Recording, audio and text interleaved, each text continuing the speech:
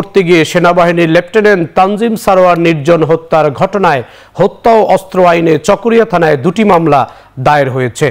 সেই মামলায় গ্রেফতার করা 6 জনকে কারাগারে পাঠানোর নির্দেশ দিয়েছে চকরিয়া সিনিয়র জুডিশিয়াল ম্যাজিস্ট্রেট আদালত।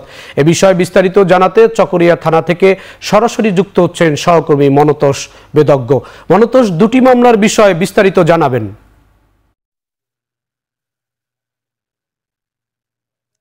জাহিদ, যে 2টি মামলা দায়ের হয়েছে এর মধ্যে যে হত্যা মামলাটি দায়ের হয়েছে সেটির বাদী সেনাবাহিনীর পক্ষে সেই মামলাটি দায়ের করা হয়েছে।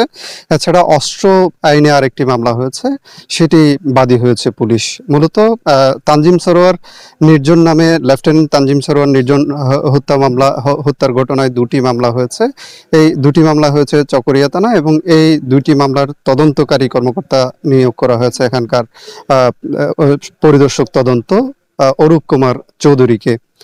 আমরা তার সাথে কথা বলেছি। তিনি যেটি বলছেন যে এই মামলায় যারা আসামি রয়েছেন, বিশেষ করে 6 জনকে এখানে যে 6 জনকে গ্রেফতার দেখানো হয়েছে তারাই মূলত এই মামলার এজাহারভুক্ত আসামি হিসেবে তাদের দেখানো হয়েছে। এর পাশাপাশি অজ্ঞাত আসামি রাখা হয়েছে আরো 10 থেকে 12 জনকে। তাদেরকে এখন পর্যন্ত পুলিশের পক্ষ থেকে এবং সেনাবাহিনীর পক্ষ থেকে ব্যাপকভাবে অভিযান চলছে বিভিন্ন এলাকায়, এবং এই ঘটনার সাথে যারা পুরোপুরি জড়িত রয়েছে তাদের সম্পূর্ণভাবে সকলকে গ্রেপ্তার না করা পর্যন্ত এই অভিযান চলবে বলে তারা আমাদেরকে জানিয়েছেন। এবং আজকে মূলত রাত 9:30টার দিকে যে 6 জনকে গ্রেপ্তার করা হয়েছে তাদেরকে আজকে রাত 9:30টার দিকে চকরিয়ার সিনিয়র জুডিশিয়াল ম্যাজিস্ট্রেট আদালতে তোলা হয়, এবং সেখানে আমরা দেখেছি যে ওই সময় পুরো আদালত প্রাঙ্গণ ঘিরে কিন্তু কড়া নিরাপত্তা ব্যবস্থা নেওয়া হয়।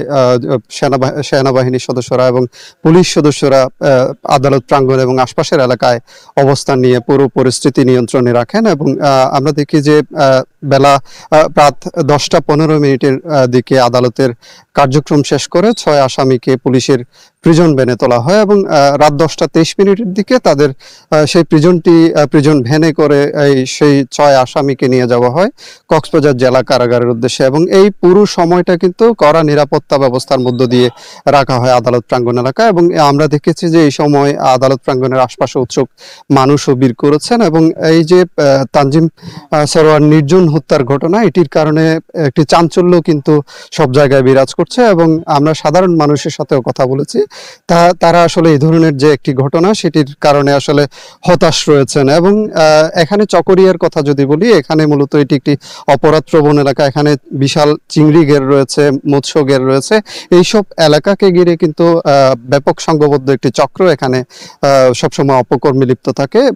এর বাইরে যে গ্রামটিতে ডুলাজারা ইউনিয়নের যে মাইচপাড়ার যে গ্রামটিতে হত্যাকাণ্ডের শিকার হয়েছেন সেনা কর্মকর্তা, সেই গ্রামটি সহ আশপাশের আরো 6টি গ্রামে প্রায় শতাধিক ডাকাত কিন্তু সক্রিয় রয়েছে বলে, এবং তারা বিভিন্ন সময় এসব অপকর্মের সাথে জড়িত থাকেন বলে আমাদেরকে স্থানীয় লোকজন জানিয়েছেন। এবং এই ব্যাপারটি নিয়ে আসলে স্থানীয়দের মাঝে একটা উদ্বেগ উৎকণ্ঠা কিন্তু সবসময় রয়ে গেছে। বিশেষ করে সরকার পরিবর্তনের পর থেকে এই অপরাধ প্রবণতাটি আসলে এইসব এলাকা ঘিরে আরো বেড়েছে। এবং এমন পরিস্থিতিতে যৌথ বাহিনী, আমরা দেখেছি জেলার বিভিন্ন স্থানে যৌথ বাহিনীর পক্ষ থেকে অভিযান চালানো হচ্ছে। সেখানে পুলিশ, র্যাব, বিজিবি সদস্যরাও সেই অভিযানে অংশ নিচ্ছেন, এবং আমরা দেখেছি যে ইতিমধ্যে প্রচুর অস্ত্রও কিন্তু বিভিন্ন স্থানে উদ্ধার করা হয়েছে। এবং এইসব উদ্ধার অভিযানের প্রেক্ষিতে সন্ত্রাসী যে তৎপরতা সেটিও কিছুটা কমে এসেছে বলে স্থানীয়রা আমাদেরকে জানিয়েছেন। তো কক্সবাজারের চকরিয়া থানা প্রাঙ্গণ থেকে এই ছিল আমার কাছে সবশেষ। চকবাজারের চকরিয়া থেকে সরাসরি যুক্ত ছিলেন সহকর্মী মনতোষ। চলে যাচ্ছি পরের